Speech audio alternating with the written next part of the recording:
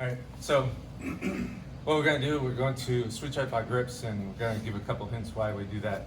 So most of the time we'll start with seatbelt.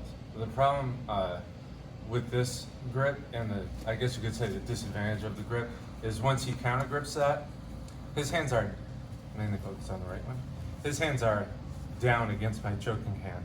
And for me to get that out, it's kind of hard. I have to re-grip, break it, come around, and still he's on top, where if I do break it, he can still catch it. So an alternative, what we're going to do is, from the seatbelt, we're going to get his opposite wrist and get to 2-on-1. And what this will do is it temporarily stops this hand, still occupies my choking hand, but what I can do is I can take this off, strip this other grip down, and then re-grip. So now what I have is I can switch to this side and see how my hand is on top. What we want to do is grab around this part, not really around the wrist because that's easy to break. This is harder to break.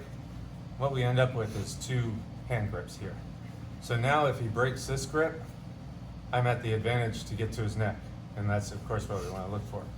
So that's a good thing about getting the hand grips over here. So now another thing to do is to get the cross grips using your hands. So as we're doing this, we can switch here and get this hand,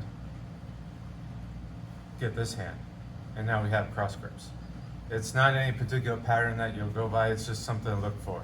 Look to get these 2 grips right here. And what that does, it gives me rotational control.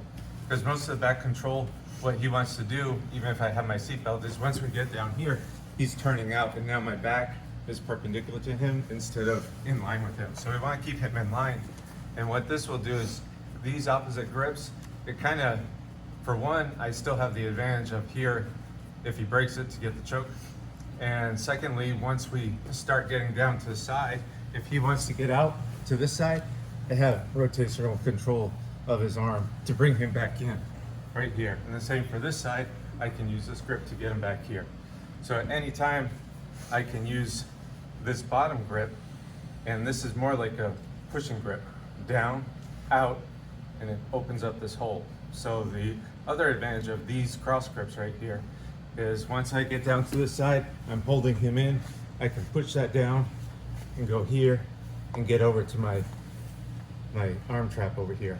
Now I get 2-on-1, and now his defenses are gone. So